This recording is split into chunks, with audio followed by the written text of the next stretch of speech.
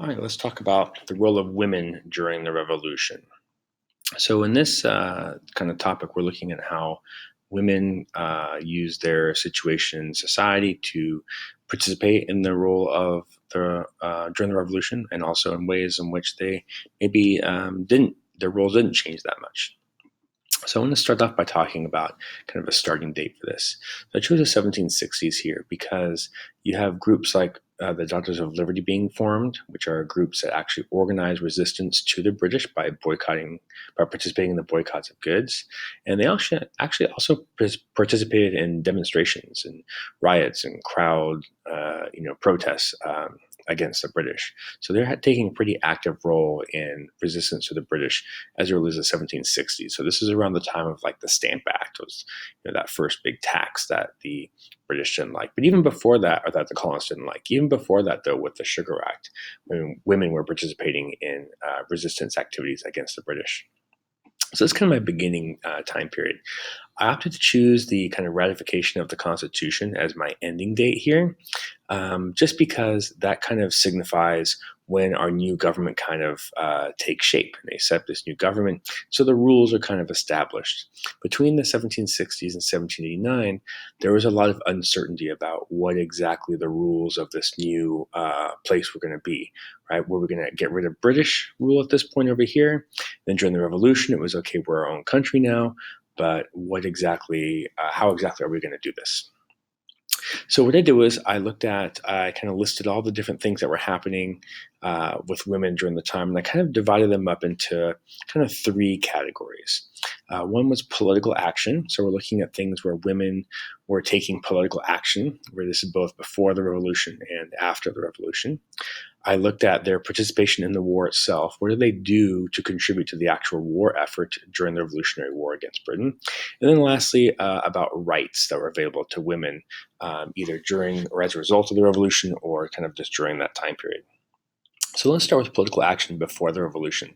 This is kind of those early days, 1760s, 1770s. I mentioned how they participated in boycotts, tea being one of the important ones because tea was considered more of a women's drink.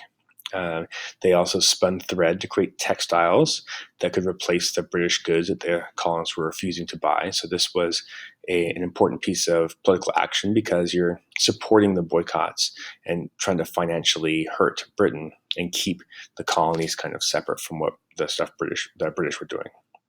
I mentioned the formation of the Daughters of Liberty and their participation in riots and demonstrations. And then there were also women writers like Mercy Otis Warren. She actually wrote plays that were satires of the British and made the British kind of look ridiculous and kind of made fun of them. So, even this is not a typical role for a woman here, being a writer. So Mercy Otis Warren was one of those women that was kind of breaking out of the traditional gender roles. She was actually writing and helping put on plays that were performed in public. So it's a very public political action.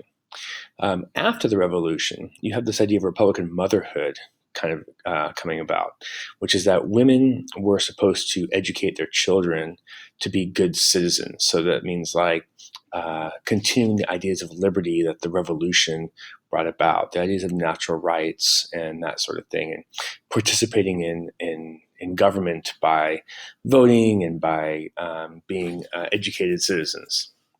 So this represents sort of a change for women because it allowed them to get education so they could educate their children.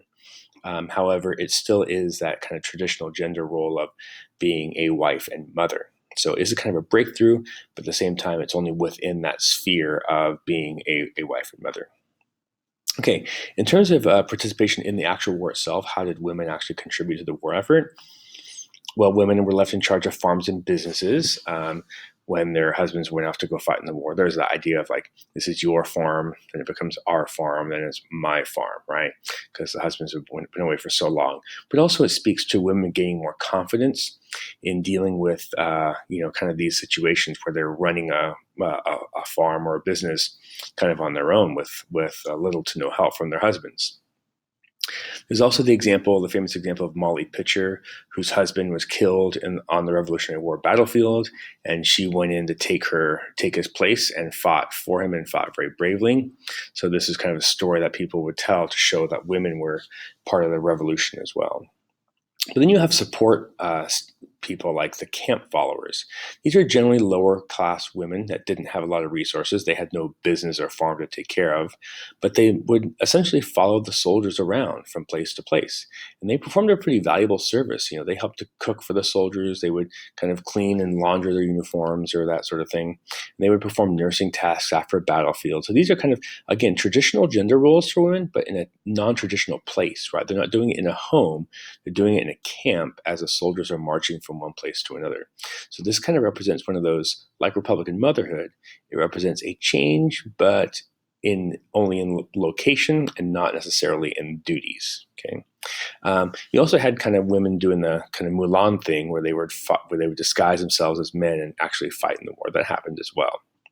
So women did play a significant role in the participation of the revolution, either in making sure that the home front was still operating smoothly, or the military was operating smoothly by providing these services for women of cooking, cleaning, and nursing, and also direct action, like actually fighting in the war.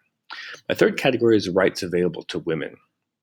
And you'll notice here I have something crossed out. That's because I moved this to the contradictory characteristics, which I'll speak about in just a moment. But women actually, surprisingly enough, because you don't hear about this very often, did get the right to vote in a few states, New Jersey being one of them. But it was only temporary until 1807. And then they repealed that and took the right to vote away from women, which is kind of an unusual step. You also have another writer, Judith Sargent Murray. She was advocating for education, and that's kind of connected to Republican motherhood, right? So you had this woman, Judith Sargent Murray, who was advocating for women to be educated so they could accomplish this duty to educate their children. And you had men like Benjamin Franklin, one of the major patriots during the Revolutionary War, supporting that idea too. So Republican motherhood was a thing that was supported by quite a few people. You had both women and men advocating for that increase in education. We also have Abigail Adams. She's John Adams' wife, and she's kind of recognized as sort of like, if she were alive today, she would definitely be a feminist, I think, based on what what she says here in her letter to John Adams. When around 1776, or just after the Declaration, she was writing a letter to John Adams to tell him, like, hey, remember the ladies when you're setting up this new government. Don't forget about us, right? Make sure that you remember that women are kind of can be taken advantage of by their husbands still. So maybe you should try and fix that when you set up this brand new government. This is a very influential piece of writing and very well known. So I suggest you remember the ladies' letter that Abigail Adams wrote. So, which brings us to the contradictory characteristics of the time. These are ones that don't fit in with the time period.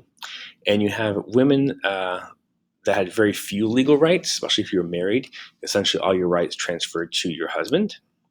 So, in terms of there were you couldn't own property. There was you couldn't advocate for divorce, any of that sort of thing, right? So, very few legal rights for married women.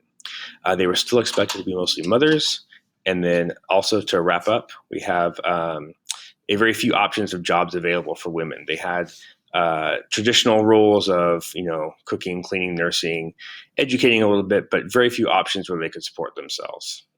All right. Hope you enjoyed it. Talk to you later.